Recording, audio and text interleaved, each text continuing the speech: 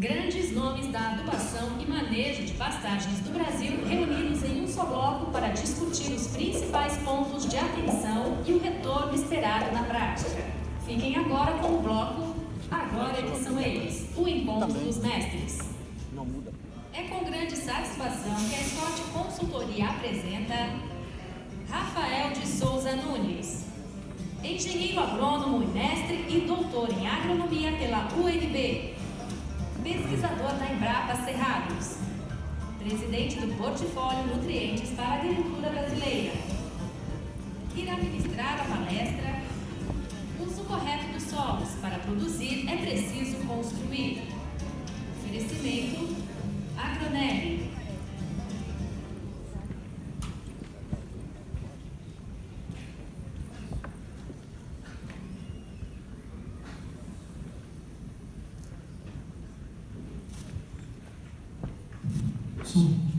Boa tarde.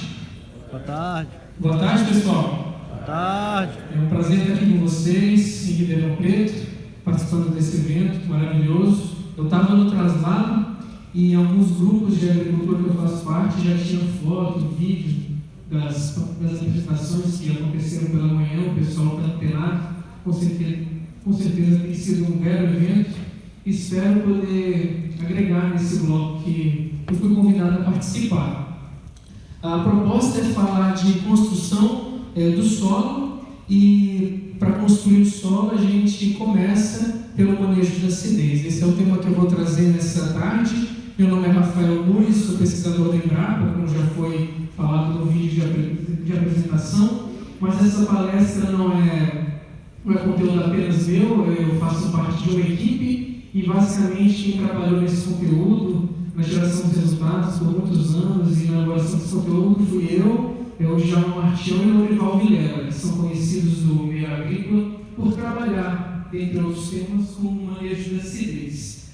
Então, falando sobre manejo da acidez para pastagens, e vou focar basicamente no grosso da nossa experiência, que é no ambiente de cerrado. Eu trago aqui um panorama, né? Esse tipo de informação é bem comum para vocês, mas ele introduz o tema de forma bem bacana. A gente tem ali a taxa de lotação. Eu coloquei aqui em cabeças, mas com certeza é melhor a gente falar de unidade animal.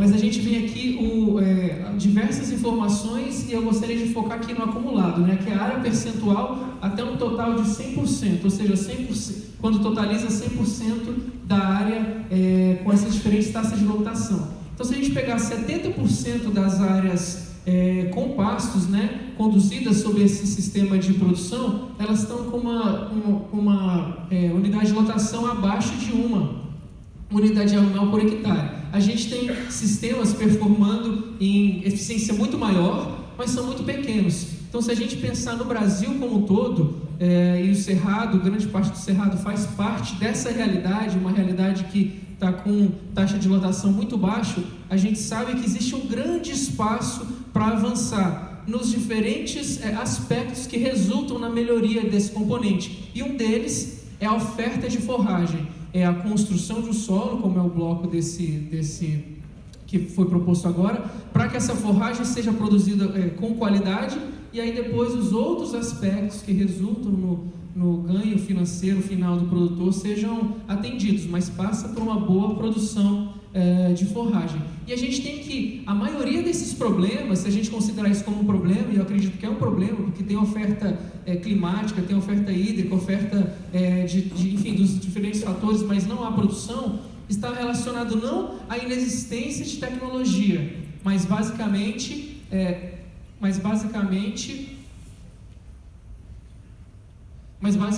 a uma aplicação inadequada dos preceitos agronômicos e isotécnicos que são bem conhecidos.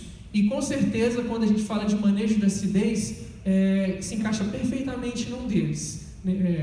Situações onde a gente tem referência teórica, mas não existe uma aplicação prática. E por que isso acontece, né? Aqui tem uma outra situação interessante. Aqui, numa mesma condição ambiental, eu tenho uma área de lavoura e uma área de pasto.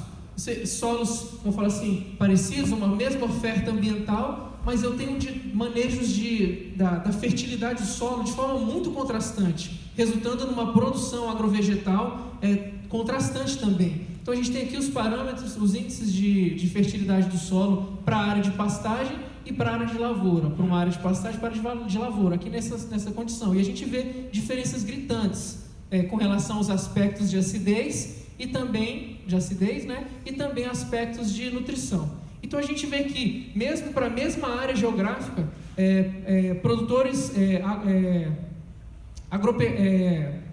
os produtores de culturas agrícolas, eles têm um cuidado com o manejo da fertilidade do solo que ainda não atingiu o manejo de pecuária, os produtores que trabalham com pecuária. E a gente vê então que esse inadequado manejo da fertilidade do solo é um dos responsáveis pela baixa taxa de lotação e, como eu falei, um uso, vamos falar assim, ineficiente dos outros recursos ambientais disponíveis, como o solo, como a chuva, etc.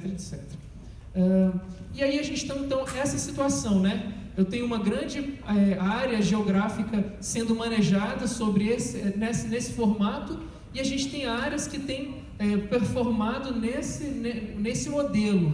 E o que diferencia eles do ponto de vista, como a gente está falando aqui, de construção do perfil, de manejo da fertilidade do solo, né? O que está levando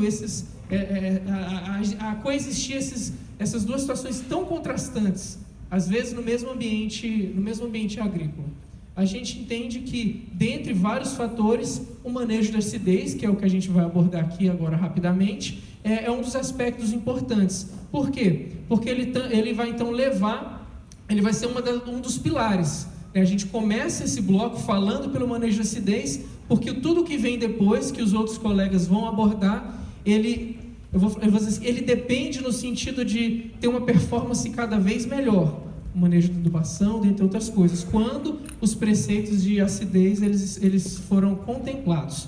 Os resultados que vão ser apresentados aqui, eles estão contidos nessa publicação. Não sei quantos conhecem, é um resumo do histórico de pesquisa da Embrapa, cerrados no tema, com diversas parcerias com outras unidades da empresa, que foi resumido nesse livro, que fala sobre, dentre vários temas, o tema do manejo da acidez. E caracterizando essa acidez do ponto de vista do ambiente cerrado, em condições naturais, a gente tem essa realidade. O que eu estou chamando aqui de acidez, basicamente? Eu estou falando em camada superficial ou subsuperficial. Eu estou falando de uma saturação por alumínio a níveis considerados muito tóxicos ou restritivos. Então eu pego mais de 80% das áreas em condições naturais, elas são dessa maneira, né, do ponto de vista de saturação por alumínio, e a gente sabe dentro dos diversos mecanismos que fazem com que o alumínio diminua uma produção de um determinado cultivo, incluindo pastagem, e também a deficiência de cálcio, pode-se considerar como um aspecto da acidez. A deficiência de cálcio aqui eu coloquei basicamente em subsuperfície, né? Também áreas muito grandes de extensão, mais de 80%, com uma realidade de níveis considerados abaixo do ideal para um crescimento radicular, um crescimento de parte aérea, etc. Então esse é um panorama, né, do ambiente cerrado em condições naturais. É isso que a gente visa intervir através das práticas de manejo de acidez. Neutralizar alumínio ou reduzir a sua saturação e trazer cálcio, especialmente para o ambiente de subsuperfície, para que a raiz cresça e eu tenha então essa construção do solo ou do perfil do solo para um bom desenvolvimento da minha pastagem. Quando eu falo de manejo da acidez superficial, a gente vai praticar ele visando algumas coisas. Então eu coloco, logicamente, a calagem é a prática agropecuária, que ela é milenar, né? O ser humano faz calagem há muito tempo, e basicamente, quando a gente faz hoje, a gente faz pensando principalmente nesses aspectos: elevar o pH, fornecer cálcio e magnésio, promover então uma neutralização do alumínio, resulta no aumento de CTC, aumento de atividade microbiológica, e eu coloco aqui 20 centímetros, basicamente seria a camada de incorporação do insumo, ou 20 centímetros, pensando num determinado espaço de tempo razoável, uma movimentação que seria natural do calcário no perfil do solo. E aqui uma figura, existem várias figuras como essa, que abordam a relação, né, de disponibilidade dos diferentes nutrientes em função do pH. Então, exemplificando por que a gente corrige pH, para que ele fique numa faixa considerada adequada, próximo de 6, e eu tenha a melhor performance de boa parte dos nutrientes existentes no solo. Então, quando a gente fala de calcário, de todo esse manejo da acidez superficial, eu viso tanto isso que vai resultar então numa promoção do desenvolvimento radicular, que vai levar então numa utilização mais eficiente dos nutrientes no solo, sejam aqueles já existentes, e quando eu falo de pastagem para algumas espécies e alguns ambientes produtivos, aquilo que já existe no solo, ele já seria suficiente, então aumentaria então a eficiência daquilo que existe no solo, ou logicamente o aumento de eficiência daquilo que eu estou adicionando. Aí esse sim, eu estou desenvolvendo recurso para comprar fosfato, para comprar potássio, para comprar nitrogênio, para comprar enxofre, enfim, e isso vai ser, o uso dele vai ser beneficiado, vai ser aperfeiçoado, vai aumentar a eficiência quando eu manejo de forma adequada essa acidez superficial. Então isso tudo a gente já sabe, e é por isso que a gente pratica a calagem. Agora, quando a gente fala de manejo de calcários para culturas agrícolas, a gente tem vamos falar assim, uma forma de abordagem. Em se tratando de pastagens, a experimentação ela mostra uma realidade interessante. A gente tem aqui duas espécies que são bem contrastantes do ponto de vista de exigência nutricional, a gente sabe disso. Eu tenho de um lado o andropógon e do outro lado eu tenho o pânico. E a gente tem aqui curva de resposta, aqui a produção de massa, né? E em relação à dose de calcário, e aqui a saturação por base atingida. E quando a gente olha essas figuras, especialmente essa, mas mesmo essa, a gente vê a gente pode chamar isso de baixa resposta das pastagens à calagem. A gente diz baixa resposta porque a gente tem por referência a cultura do milho, a cultura da soja, a cultura do feijão. E a gente, quando olha isso aqui, a gente vê produtividades ótimas, vamos dizer assim, nesse contexto aqui do experimento, com menos de 1 tonelada de calcário por hectare. Numa condição inicial, que pode ser considerada muito baixa, né, apenas 1,1 centimol de carga de cálcio e magnésio. Então, uma área responsiva responde, né, o formato da figura é muito bonito, eles sempre são, mas a magnitude da resposta é pequena. Isso aqui numa espécie tolerante, né, à acidez, e aqui numa outra, que é um pouco mais exigente, a gente vê também uma coisa mais ou menos assim, até 4 toneladas não houve efeito. A gente teve um efeito até valores próximos de 2 toneladas, que resultou numa saturação por base de em torno de 30%. Então esse é um número que vamos falar assim, ele é impensável em culturas agrícolas, mas que a experimentação frequentemente tem esse tipo de resposta, quando a gente trabalha com manejo de corretivos de acidez.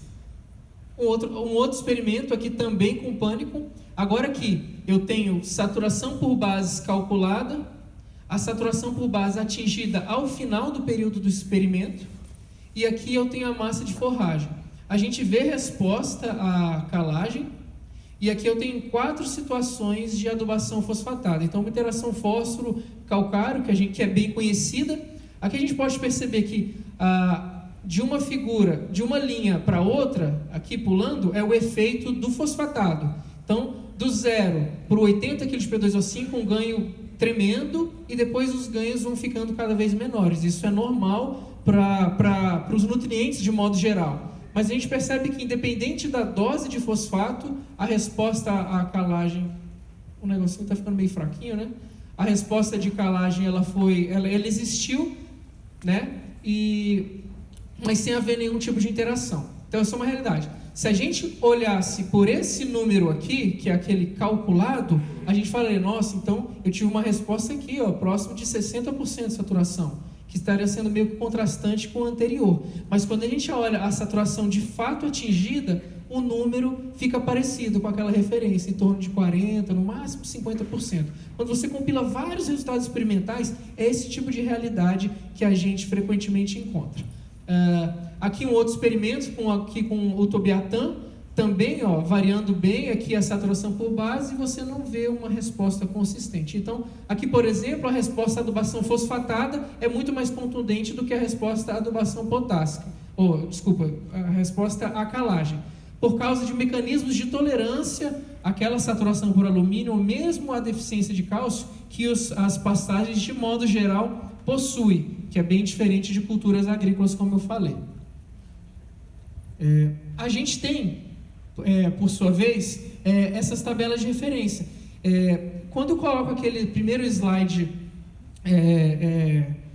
dos efeitos da acidez, acho que é ali que a gente tem que se basear. Se a gente trabalha com esse raciocínio, olhando esses experimentos, essa baixa resposta, a gente levaria então a situação de praticamente, em muitos experimentos, com 500 quilos, 600 quilos, até no máximo 1 tonelada de calcário, você já atinge a máxima resposta. Só que a gente tem que entender que, quando se monta esse experimento, nitrogênio, fósforo, potássio são colocados em doses ótimas, e geralmente pensando numa máxima produtividade para a máxima dose. Estou falando de doses de 200 kg de nitrogênio, 120 kg, doses de 60 kg de nitrogênio, 120 kg de fósforo, mais 60, 80 kg de potássio, que são doses boas para os pastos. Então, ou seja, eu estou fornecendo os nutrientes de forma ótima, e aí a gente sabe que existe, um efeito de interação entre eles. De modo que, como o meu fertilizante NPK é muito mais caro, e a gente sabe que, além dos aspectos relacionados à acidez, ou seja, a minha planta, o meu capim, ele tolera a acidez, ele consegue crescer, ele consegue formar uma boa forragem, mesmo tendo o seu sistema radicular um pouco diminuído pela presença de alumínio e cálcio.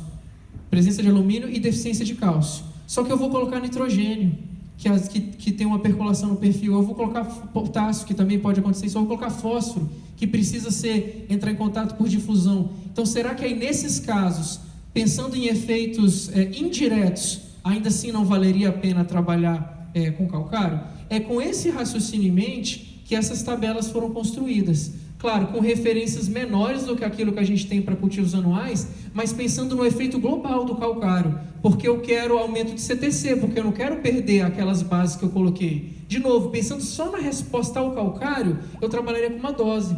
Mas se eu penso em corrigir a acidez para aumentar a CTC e reter mais bases, aí, o agregado leva a essa realidade. Então, essa é uma tabela bem conhecida de todos também, continua sendo a nossa referência em função do nível de exigência. Só que aqui, o princípio ele vale. Aqui eu estou falando de nível de exigência da espécie, mas você pode transformar para nível de exigência do seu sistema de produção. Sistemas de produção mais intensivos e que, por sua vez, trabalham com nível de adubação mais pesado, etc., vão exigir, por sua vez, um pouco mais disso aqui. Agora, quando eu falo de acidez subsuperficial, aquilo ali tudo está relacionado à camada superficial do solo. Acidez subsuperficial, olha esse perfil, um perfil de 120 centímetros, e eu tenho aqui 0 de calcário, 7,5 até 22 toneladas e meia. A pergunta é, eu consigo fazer perfil com calcário? Consigo fazer, e esse experimento mostra que eu que eu aumentei o pH no solo até pelo menos 60 centímetros, aplicando calcário na superfície. Só que aqui são doses absurdas, é algo que é impraticável e que resultaria em alguns problemas na camada superficial que eu não quero.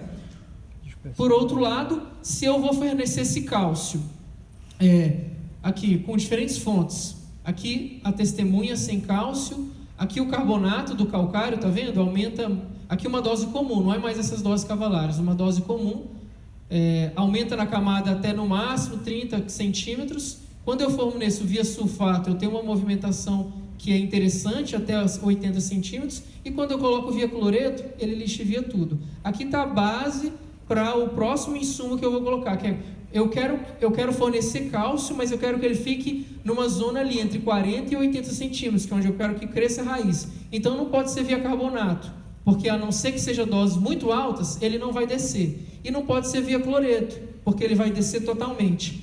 Então, via sulfato é a forma ideal da gente fazer esse manejo. E aí a gente tem então a gessagem, que complementa a calagem, que fornece cálcio, enxofre, uma pequena movimentação de magnésio, que é benéfica, e uma neutralização entre aspas, porque não é uma neutralização química, né? Na realidade, ela diminui os efeitos tóxicos do alumínio abaixo de 50 centímetros, abaixo de 20 centímetros, resultando nesse tipo de situação aqui. Aqui, por exemplo, uma raiz de pânico a 3,40 metros de profundidade. Então, quais são os fenômenos que estão relacionados à aplicação do gesso no solo? O gesso ele é um sulfato de cálcio, aqui só para dar um resumo para a gente. O gesso é um sulfato de cálcio, aplicado ao solo e vindo chuva, ele se dissocia, libera cálcio e libera sulfato. Esse sulfato interage basicamente com o alumínio presente na camada superficial, com o magnésio e com o potássio. Forma espécies que a gente chama de pares iônicos, aqui com potássio, com magnésio e com cálcio. Esse par iônico ele é capaz de descer. Diferente então do cálcio, do calcário, do carbonato, que ele não faz isso, a não ser que esteja em grandíssima quantidade, uma corrente lixiviatória pesada, esse sulfato de cálcio, esse par iônico sulfato de cálcio, ele é capaz de descer. E na subsuperfície ele se dissocia. E aí o cálcio vai deslocar o alumínio o sulfato vai deslocar o alumínio, formando uma forma não tóxica de alumínio, e esse cálcio entrando no lugar do alumínio aqui, ficando disponível para ser como nutriente. Ou também está um fenômeno em que o sulfato desloca a hidroxila, e essa hidroxila vai para o meio e forma um hidróxido de alumínio, que foi um nome chamado autocalagem. Ele é de menor intensidade, mas ele também ocorre. Tudo isso resulta numa neutralização real ou numa redução de toxicidez do alumínio e fornecimento de cálcio em subsuperfície. Quais são as referências que a gente tem? A nossa referência para posicionamento, para entender que área é responsiva a esse fenômeno, está aqui. Foi feito trabalhos com amostras de solo de 20 a 120 centímetros, que variavam com relação à quantidade de cálcio e saturação por alumínio. E aí foi feito o crescimento de raízes. E a gente viu que à medida que aumentava a saturação por alumínio, o crescimento de raízes diminuía, ou à medida que aumentava a quantidade de cálcio, esse crescimento aumentava. E aí a gente arbitrou, em alguns pontos na agronomia, se arbitra mesmo, o nível crítico mesmo é um valor arbitrário, se arbitra que 80% ou 90% do rendimento relativo é o adequado. Aqui a gente arbitrou que aceitaríamos 15% de restrição da máximo desenvolvimento radicular. Então, quando eu tinha 15% de restrição, a saturação para alumínio era 20%. Quando eu tinha 15% de restrição, o teor de cálcio era meio centimol. É por isso que a recomendação da Embrapa Cerrados posiciona o uso do gesso quando uma dessas duas condições existem na camada subsuperficial, que foram as camadas avaliadas nesse estudo. Agora, isso é para eu saber se eu aplico ou não aplico. Agora, a quantidade, a dosagem que eu vou utilizar, como ela é definida? Eu tenho essas duas figuras. Vamos olhar primeiro essa tabela aqui. Tenho 3 pHs do solo e eu tenho 2 tipos de solo. E isso aqui é a quantidade de enxofre que o solo é capaz de reter. A gente consegue perceber que à medida que eu aumento o pH, o solo retém menos enxofre. É por isso que ele movimenta no perfil. A camada superficial tem um pH alto por causa do calcário e ele passa por essa camada, não fica retido. Se você usa gesso num solo que não recebeu calcário, vai ficar retido na camada superficial e não vai descer plenamente. Mas quando eu aplico o gesso numa camada que recebeu calcário, ele vai descer para a subsuperfície, porque a camada superficial está corrigida e retém pouco, e vai ficar retido na subsuperfície, porque ela tem o pH um pouco mais ácido. Agora a gente vem para o lado de cá. Aqui eu tenho o teor de argila e a quantidade de enxofre que eu tive que fornecer para ter uma determinada quantidade de enxofre na solução do solo. Então é o seguinte, a planta precisa de uma quantidade de enxofre em solução. Agora, quanto que tem que ter no solo para que essa quantidade na solução esteja disponível? Foi isso que a gente avaliou para diferentes tipos de solo e chegou nessa função. À medida que eu aumento a argila, eu tenho que ter mais enxofre no solo para manter o mesmo teor disponível para a planta na solução. E se você desmembrar essa função aqui, você vai chegar tão conhecida fórmula que a gente tem, que é 50 vezes o teor de argila. Se você, por exemplo, se eu pego um solo com 60%, 50 vezes 60 dá 3.000 quilos, não dá? Em 3.000 quilos de gesso eu tenho 450 quilos de enxofre. Está aqui, ó, 450 quilos de enxofre para 60. Se você olhar essa fórmula aqui, ela vai resultar os 50, na verdade 46, 47, a gente arredondou para 50 para facilitar todo o processo. É assim que surgiu essa fórmula, ela não foi inventada. E a realidade é que, se a camada superficial, como eu falei, até 20 centímetros, a acidez dela é corrigida pelo calcário, dali para baixo vai ser o gesso. Se eu uso o fator 25 vezes argila, eu tenho até 40 centímetros corrigido. Se eu uso 50 vezes argila, eu vou até 60.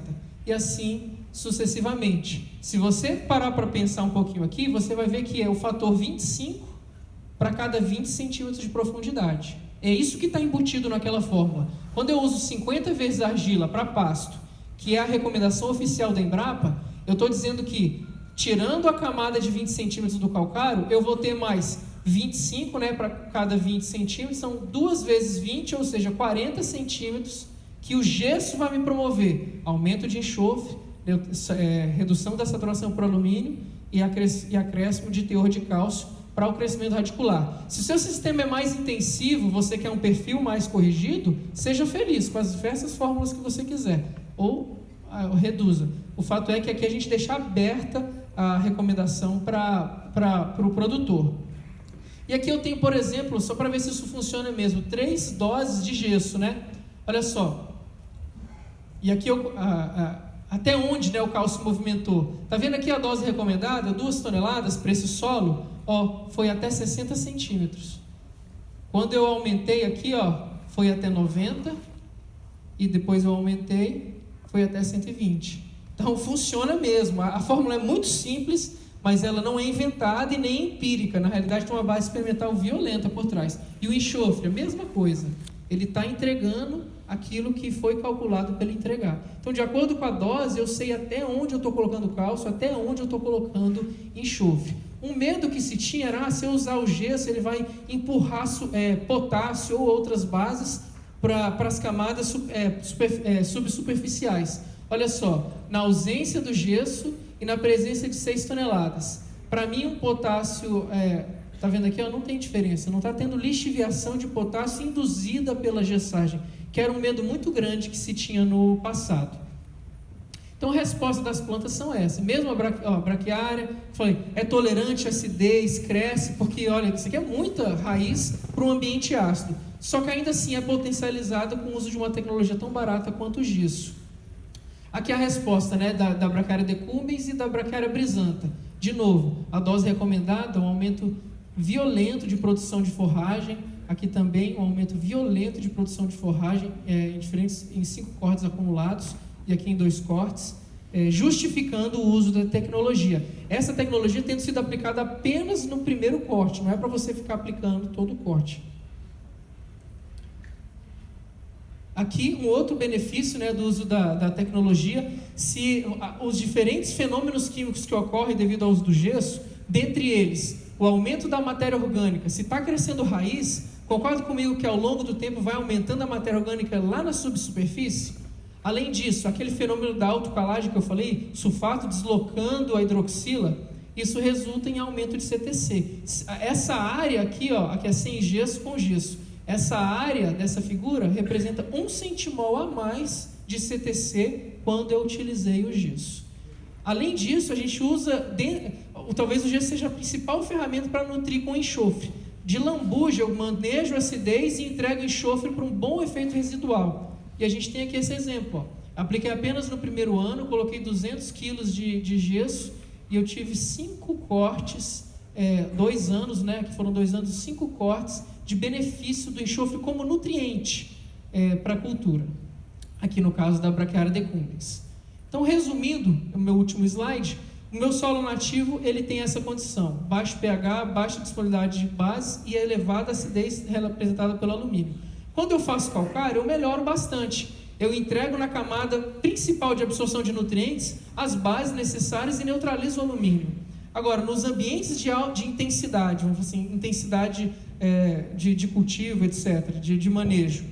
E também nos ambientes de baixa oferta hídrica, com certeza o gesso vai ser o complemento que a gente precisa para crescimento de raiz em subsuperfície. De modo que a gente tem 2 lavouras, olha só, aqui de braquiarão. Olha essa daqui, isso aqui é raízes. Há raízes até 1,30 m e depois não houve mais. Aqui numa outra área, raízes em quantidades substanciais até próximo de 2 metros. Por quê? Porque a pessoa fez um manejo adequado. Eu agradeço e fico à disposição para os debates.